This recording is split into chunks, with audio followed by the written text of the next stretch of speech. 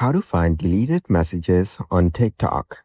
First of all, open up the TikTok application on your phone.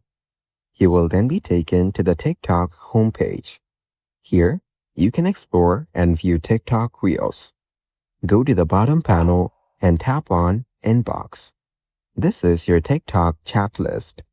Here, you can view all your chats on TikTok. Now tap and hold the chat you want to delete from here and swipe left.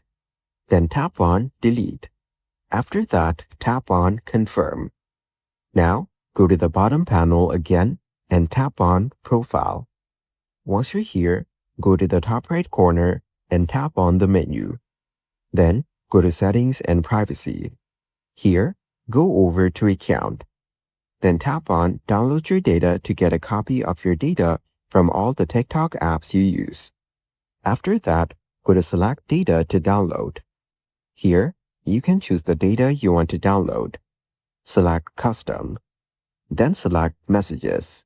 This includes direct messages you've sent and received. After that, tap on Done at the bottom. Then select the file format.